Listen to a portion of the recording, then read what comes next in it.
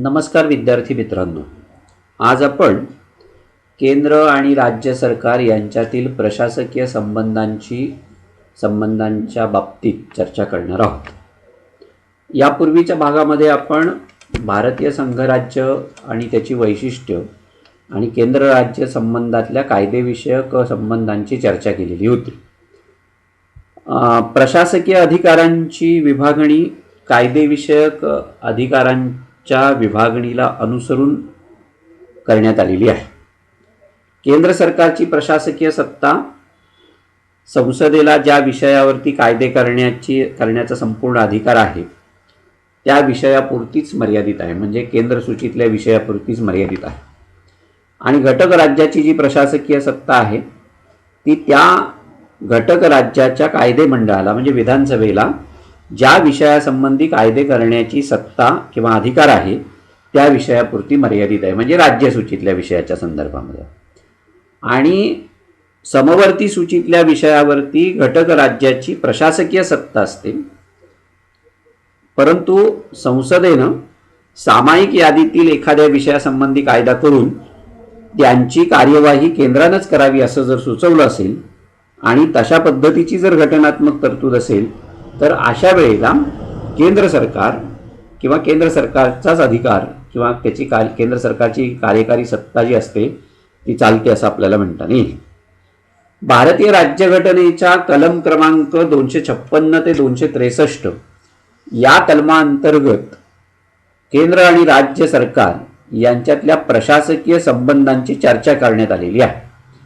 आता ही चर्चा जी आहे ती साधारणतः 5 ते 6 मुद्द्यांच्या अनुषंगाने आहे. 1935चा जो भारत प्रशासन कायदा होता त्या कायद्यातील अधिनियमांवरती आधारित अशाच पद्धतीचे केंद्र आणि राज्य यांच्यातील प्रशासकीय संबंध स्वातंत्र्योत्तर कालखंडामध्ये निर्धारित झालेले आपल्याला दिसतात. आता त्यातला पहिला म्हणजे आपण जे म्हणत होतो की 4 ते 5 मुद्द्यांच्या आधाराने आपल्याला प्रशासकीय संबंध केंद्र आणि राज्य सरकार यांच्यातले स्पष्ट करता येतात. त्यातला पहिला मुद्दा जो आहे तो घटक राज्यांना मार्गदर्शन करण्याचा अधिकार केंद्र सरकारला आहे. भारतीय राज्यघटनेचं कलम जे आहे 256 त्या कलमानुसार संसदेनं केलेल्या आणि त्या राज्यांना लागू होणाऱ्या कायद्यांची अंमलबजावणी योग्य प्रकारे करणं हे घटक राज्यांचं कर्तव्य आहे. घटक राज्यांनी कार्यकारी सत्तेचा वापर कशा पद्धतीने करावा यासंबंधी केंद्र शासन त्यांना आदेश देऊ शकतं, त्यांना मार्गदर्शन करू शकतं, त्यांना सूचना करू शकतं. अशा आदेशांचं पालन करण्याची जबाबदारी जी आहे ती राज्य सरकारांवरती राहते. भारतीय राज्यघटनेचं जे 257 कलम आहे त्या कलमानुसार घटक राज्यानं प्रशासकीय अधिकार अशा पद्धतीने वापरले पाहिजेत की ज्यामुळे केंद्र सरकारला आपली कार्यकारी सत्ता राबवताना किंवा चालवण्यामध्ये कोणत्याही पद्धतीचा अडथळा किंवा बाधा येणार नाही. त्या बाबतीमध्ये केंद्र सरकारला राज्यांना आदेश देण्याचा अधिकार आहे. राष्ट्रीय किंवा लष्करी दृष्ट्या महत्त्वाच्या किंवा सैनिकी दृष्टीनं दळणवळणांच्या मार्गाची निर्मिती किंवा देखभाल करण्यासंदर्भात केंद्र सरकार घटक राज्यांना आदेश देऊ शकतं. कोणत्याही घटक राज्यातील जलमार्ग वायुमार्ग हे राष्ट्रीय जलमार्ग किंवा वायुमार्ग आहेत अशा पद्धतीची घोषणा केंद्र सरकार करू शकतं. तसंच त्यांची उभारणी करणं किंवा त्यांची देखभाल करणं या संदर्भामध्ये केंद्र सरकार राज्य सरकारांना निर्देश देऊ शकते. आणि हे सगळं करत असताना जो खर्च राज्य सरकार उचलेल त्याची भरपाई केंद्र सरकार करत असतं. रेल्वे मार्ग संरक्षित करण्यासंदर्भातले निर्देश सुद्धा राज्य सरकारला देण्याचा अधिकार केंद्र सरकारला आहे. त्यासाठी होणारा खर्च कोणी करायचा या संदर्भामध्ये जर वाद निर्माण झाला तर असा खर्च ठरलेला असेल तर केंद्र सरकार बाधित घटक राज्याच्या सरकारला देऊ शकतं. पण राज्याला त्यासाठी वाढीव खर्च करावा लागत असेल आणि ती रक्कम किंवा त्यासंबंधी एकमत होत नसेल तर सरन्यायाधीशानं नियुक्त केलेल्या लवादाकडून ती रक्कम निर्धारित केली जाईल. अशी रक्कम केंद्र सरकारकडून राज्याला दिली जाईल अशी तरतूद राज्यघटनेमध्ये आहे. 1976 साली जी 42वी घटना दुरुस्ती झाली, त्या 42व्या घटना दुरुस्तीनुसार 257 या कलमानुसार घटक राज्यामध्ये जेव्हा कायदा आणि सुव्यवस्था परिस्थिती गंभीर असते तेव्हा केंद्र सरकार आपलं सशस्त्र दल त्या घटक राज्यांमध्ये पाठवू शकतं. केंद्राच्या सूचनेनुसार ही सशस्त्र दलं जी असतात ती काम करतात. म्हणजे एका अर्थानं प्रशासकीय संबंधांमध्ये सुद्धा केंद्र सरकार राज्य सरकारच्या अधिकारांमध्ये लुडबुड करू शकतं. दुसरा घटक जो आहे तो म्हणजे केंद्र सरकारची कार्य घटक राज्यावरती सोपवण्याचा अधिकार हा केंद्र सरकारला आहे. भारतीय राज्यघटनेचं 258 जे कलम आहे त्या कलमानुसार केंद्र सरकारच्या कक्षेत येणाऱ्या एखाद्या बाबी संबंधीची कामं राष्ट्रपती घटक राज्यांच्या संमतीनं त्या सरकारकडे किंवा त्याच्या अधिकाऱ्यांकडे सशर्त किंवा बिनशर्त सोपवू शकतात. त्या संबंधीचा कायदा करण्याचा अधिकार संसदेला आहे. त्या कामाच्या पूर्ततेसाठी जो जादा खर्च येईल तो केंद्र सरकार राज्य सरकारला देतो. खर्चाच्या रकमेसंबंधी जर काही वाद झाला तर सर्वोच्च न्यायालयाच्या न्यायाधीशाच्या सरन्यायाधीशानं नियुक्त केलेला जो लवाद असतो त्या लवादाच्या अंतिम निर्णयानं तो जो काही वाद असेल तो मिटवला जातो. राज्यघटनेच्या 7व्या घटना दुरुस्तीनुसार एक घटक राज्य सरकार ही केंद्र सरकारच्या संमतीनं केंद्र सरकारकडे किंवा त्याच्या अधिकाऱ्यांकडे काही कामं सोपवू शकतं. भारतीय घटनेचं जे 261 कलम आहे त्या 261व्या कलमानुसार केंद्र सरकारनं आणि प्रत्येक घटक राज्य सरकारनं केलेल्या कायद्यांना आणि न्यायालयीन निर्णयांना संपूर्ण भारतामध्ये पूर्ण मान किंवा विश्वासार्हता देण्यात येते. भारतातील कोणत्याही मुलकी न्यायालयानं दिलेल्या निर्णयाचं किंवा आदेशाचं भारतात कुठेही पालन करणं शक्य होईल असं या कलमामध्ये नमूद करण्यात आलेलं आहे. तिसरा मुद्दा जो प्रशासकीय संबंधांच्या बाबतीमध्ये आपण म्हणत होतो तो म्हणजे पाण्यासंबंधीचे तंटे किंवा राज्यांमधल्या समन्वयाची जबाबदारी. भारतातल्या काही नद्या अनेक घटक राज्यांमधून वाहतात. त्यामुळे कोणत्या घटक राज्यानं किती पाणी वापरायचं, पाण्याचं वाटप आणि त्याचं नियंत्रण कसं करावायचं याविषयीचे वाद निर्माण होतात. उदाहरणार्थ कृष्णा नदीच्या पाणी वाटपाचा जो प्रश्न आहे तो महाराष्ट्र, आंध्र प्रदेश, कर्नाटक या राज्यांशी निगडित आहे. पाण्यासंबंधीचे तंटे मिटवण्यासाठी लवाद स्थापन करण्याचा अधिकार संसदेला आहे, म्हणजेच केंद्र सरकारला. एका अर्थानं पाण्यासंबंधीचे वाद सर्वोच्च किंवा उच्च न्यायालयाच्या कक्षेबाहेर ठेवण्यासंबंधीचा अधिकार 262व्या कलमानुसार केंद्र सरकारला दिलेला आहे. भारतीय राज्यघटनेचं जे 263वं कलम आहे त्यानुसार राज्यांमधले वाद किंवा संघर्ष मिटवण्यासाठी आंतरराज्यीय स्वरूपाची मंडळं नेमण्याचा अधिकार हा राष्ट्रपतींना देण्यात आलेला आहे. त्या मंडळांचे अधिकार कोणते असतील, त्यांची रचना कशी असेल, त्यांची कार्यपद्धती कशा पद्धतीची असेल हे सगळं निश्चित करण्याचा अधिकार हा राष्ट्रपतींना असतो. घटक राज्यांमध्ये निर्माण होणाऱ्या वादांची चौकशी करणं, तपासणी करणं आणि त्यासंबंधीचं धोरण आखून त्याची अंमलबजावणी करण्यासंबंधीच्या शिफारशी करणं आणि या शिफारशी ज्या असतात त्या म्हणजे ही सगळी कामं आंतरराज्य मंडळांची असतात आणि या शिफारशी ज्या असतात त्या मात्र राज्यांवरती बंधनकारक नसतात. राज्यातले संघर्ष, वाद तसेच केंद्र सरकार आणि घटक राज्य यांच्यातले जे काही वाद असतील किंवा तंटे असतील त्यांच्यातले जे संघर्ष असतील ते मिटवण्यासाठी एक आंतरराज्य समिती स्थापन करण्याची सूचना प्रशासकीय सुधार आयोगाने केलेली होती. अशी समिती अजून तरी कोणीही निर्माण केलेली नाही. पण आंतरराज्यीय हिताच्या दृष्टीनं केंद्र शासनानं काही बाबींसंदर्भात आंतरराज्यीय समित्या निर्माण केलेल्या आहेत. उदाहरणार्थ 1952 साली केंद्रीय आरोग्य समिती नेमली होती. 1954 साली स्थानिक स्वराज्य संस्थांसाठी केंद्रीय समिती नेमलेली होती. 1968 साली विक्री करासाठी स्थापन केलेल्या 4 प्रादेशिक समित्या. अशा पद्धतीच्या समित्या स्थापन करून राज्यांमधले किंवा केंद्र आणि राज्य संदर्भातले राज्यांमधले जे काही मतभेद असतील किंवा संघर्ष जे असतील ते मिटवण्याचा प्रयत्न हा केंद्र शासनाकडनं केला जातो असं आपल्याला सांगता येईल. आणि सगळ्यात चौथा एक मुद्दा प्रशासकीय संदर्भाच्या संबंधांच्या संदर्भात चर्चेला येतो नेहमी, तो म्हणजे अखिल भारतीय सेवांच्या तरतुदी ज्या आहेत त्या. भारतीय संविधानानं केंद्र आणि राज्य सरकारमध्ये सनदी सवलतांची वेगवेगळ्या प्रकारची व्यवस्था केलेली आहे. केंद्र सरकारचे आणि राज्य सरकारचे प्रशासकीय अधिकारी हे आपापल्या क्षेत्रामध्ये काम करतात, पण काही वेळेला केंद्र सरकारला वेगळ्या प्रशासकीय व्यवस्थेची आवश्यकता भासते. अशा वेळेला अखिल भारतीय सेवा निर्माण करण्याचा अधिकार हा राज्यघटनेनं केंद्र सरकारला दिलेला आहे.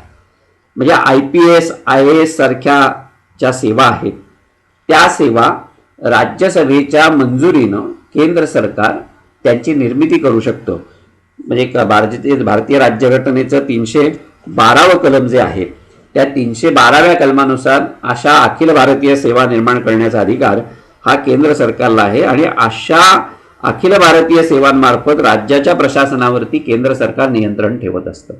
म्हणजे एका अर्थानं या सगळ्या ऑल इंडिया सर्व्हिसेस ज्या आहेत त्या केंद्राच्या हातातल्या असतात किंवा केंद्राच्या अखत्यारीतल्या असतात, त्यामुळे त्यांचं नियंत्रण राज्य सरकारवरती राहतं असं आपल्याला म्हणता येईल.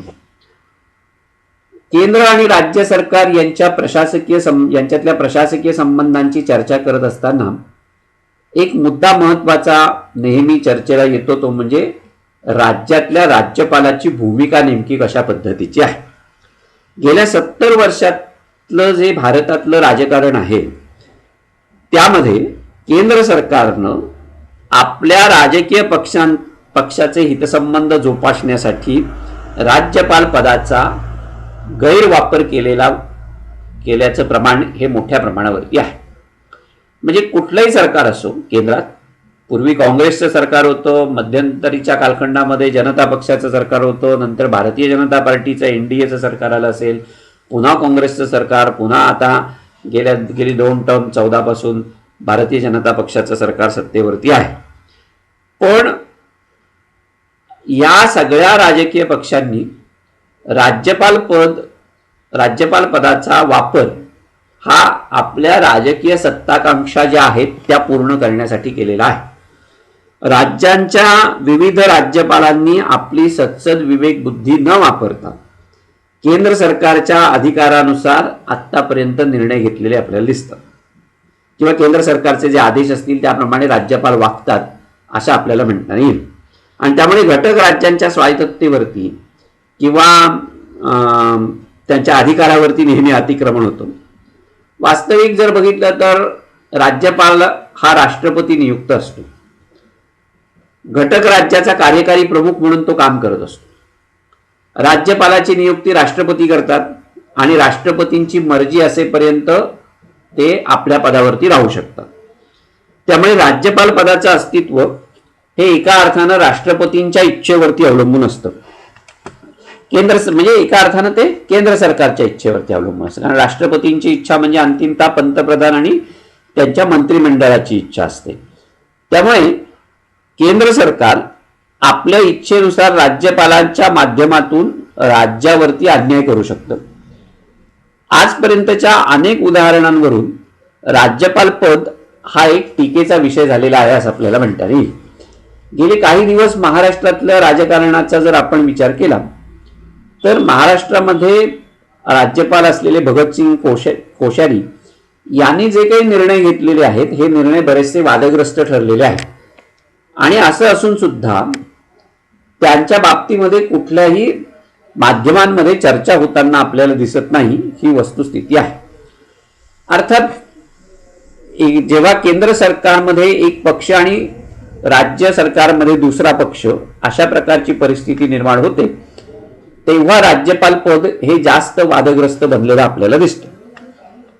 राज्यपाल हा केंद्र सरकार आणि राज्य सरकार यांच्यातल्या प्रशासकीय संबंधांचा खरं म्हटलं तर दुवा असतो. पण राज्यपालानं आपल्या विवेकाधिकाराचा वापर परिस्थिती सापेक्ष जर केला नाही तर तोच राज्यपाल केंद्र सरकारचा हस्तक किंवा हेर आहे असा त्याच्यावरती आरोप होतो.